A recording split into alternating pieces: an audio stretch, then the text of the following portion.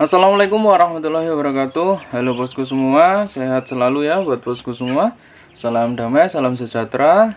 Dan jangan lupa buat yang baru datang di channel Belajar Ternak, silahkan untuk klik like, subscribe, dan juga bunyikan tanda loncengnya supaya channel Belajar Ternak ini bisa terus berkembang dan juga bisa memberikan video-video yang bermanfaat seputar dunia ternak, bos. Oke bosku, di depan saya ini sudah ada beberapa anakan entok jenis bondol kaji dan juga jenis rambon.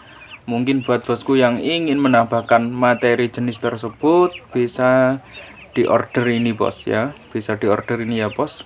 Ini ada usia sebulan kurang dan juga ada usia 1 bulan dan juga 1 bulan lebih.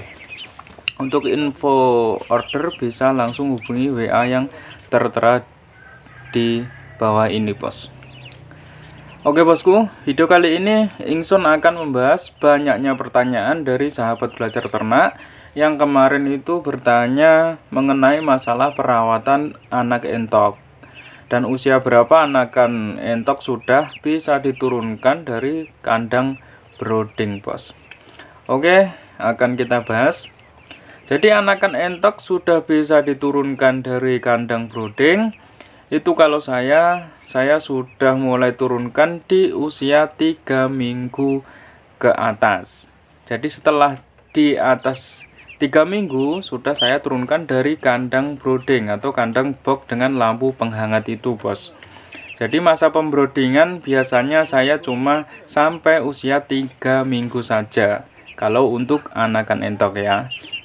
Setelah usia 3 minggu ke atas sudah saya lepas lampu penghangat. Alhamdulillah menurut pengalaman saya pribadi di usia segitu sudah lepas lampu penghangat sudah aman bos. Tidak terjadi mati kedinginan atau gimana. Akan tetapi yang perlu kita perhatikan saat penurunan dari kandang brooding itu adalah tempatnya bosku. Atau kandang yang akan ditempati anak entok yang baru turun dari kandang brooding itu bos. Kalau misal langsung ditaruh di bawah atau di tanah, kita harus perhatikan tanahnya bos. Kalau tanahnya basah, lebih baik ditaruh di kandang panggung dulu saja bos. Akan tetapi kalau tanahnya tidak basah, langsung diturunkan ke tanah, itu tidak masalah.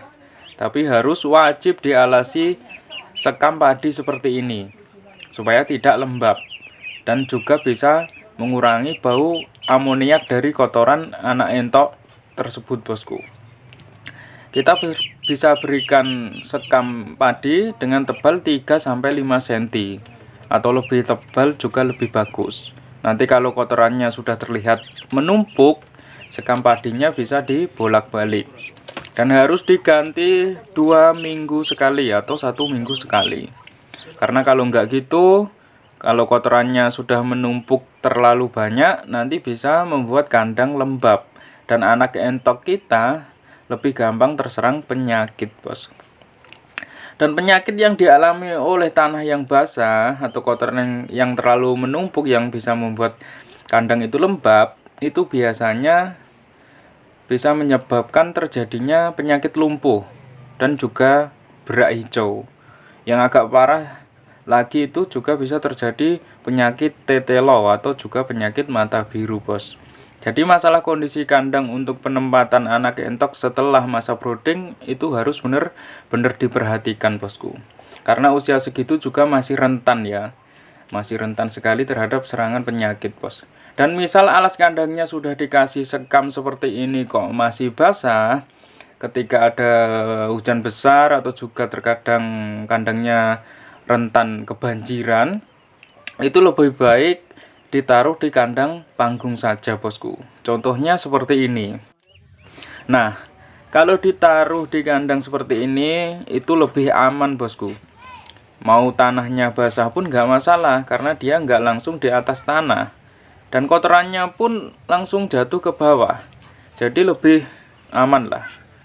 Tapi kalau tanah kandang kalian kering langsung ditaruh bawah, itu nggak masalah. Yang penting tetap gunakan sekam padi untuk alasnya. Dan penempatannya juga harus dalam kandang yang berdinding. Jangan diumbar los-losan dulu kalau masih usia segini bosku. Karena kalau kita umbar los-losan di luar atau di kandang tanpa dinding, nanti bisa terjadi kedinginan karena diterpa oleh angin malam bos. Dan itu nanti bisa lebih gampang terserang penyakit. Apalagi musim hujan seperti ini bosku. Jadi harus benar-benar waspada bos. Terus sekarang kita bahas untuk pemberian pakannya. Karena kemarin juga ada yang bertanya mengenai pakan pada anakan entok ya. Sebenarnya sebelumnya juga sudah pernah saya ulas untuk mengenai pakan pada anak entok. Tapi kali ini akan saya bahas lagi supaya bisa lebih paham bosku. Jadi untuk pemberian pakan setelah usia 3 minggu juga sudah saya berikan pakan campuran. Jadi pakan murnivor itu usia 1 sampai 3 minggu atau sampai 21 hari.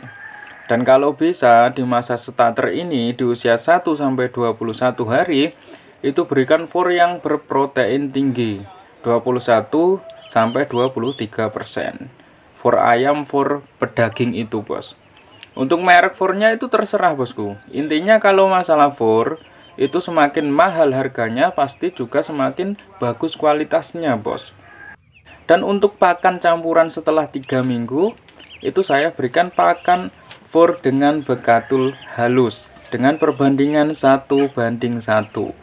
Perbandingan 1:1 ini saya berikan hingga usia 1 bulan ya. Saya berikan di atas 3 minggu sampai usia 1 bulan.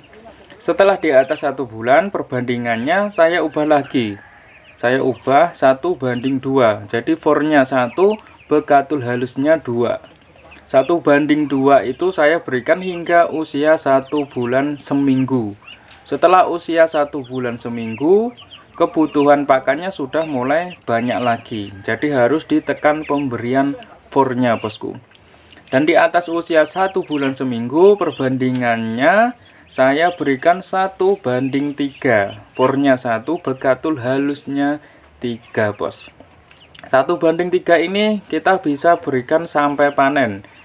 Sampai di usia 2,5 bulan hingga 3 bulan. Kalau kita ingin jual pedaging bosku. Kalau memang anak entok kita dari induk yang posturnya besar, saya jamin dengan pola pakan seperti tadi, di usia 2,5 bulan sampai 3 bulan pasti sudah mencapai bobot rata-rata 2 kilo up bos. Untuk yang jantan dan yang betina biasanya 1,5 kilo up, 1,5 kilo ke atas. Kalau yang jantan bisa mencapai 2 kilo ke atas. Jadi kalau kalian ingin jual sistem daging, itu yang perlu diperhatikan adalah keturunan dari induk yang besar dan pola pemberian pakannya. Jadi seperti itu bos. Dan mungkin ada yang bertanya, apakah pola pakan seperti tadi bisa dicampur dengan hijauan atau dengan nasi? Jawabannya adalah bisa. Cuma pemberian pakan tambahan seperti hijauan dan nasi ini jangan melebihi 30% dari jumlah pakan inti. Jadi campuran pakan for dan bekatul itu adalah pakan inti. Kalau mau menambahkan pakan campuran lain itu jangan melebihi 30% dari jumlah pakan inti tadi bosku. Jadi seperti itu bos. Kalau untuk pemberian minum sederhana saja bos. Seperti yang sudah sering saya ulas di video-video sebelumnya, untuk antisipasi seminggu sekali berikan jamuan dan terkadang 2 hari sekali cukup saya berikan minum dengan campuran EM4 dan gula merah saja bosku. Insya Allah dengan menerapkan cara-cara yang sudah saya ulas tadi, entok-entok kita bisa terjaga kesehatannya dan pertumbuhannya juga cepat. Jadi gitu bos. Oke bosku, semoga apa yang saya ulas tadi bermanfaat. Jangan lupa untuk bagikan videonya ini. Dan jangan lupa juga untuk follow Instagram Belajar Ternak. Dan subscribe channel Belajar Ternak juga. Oke, sampai jumpa lagi di video selanjutnya. Assalamualaikum warahmatullahi wabarakatuh.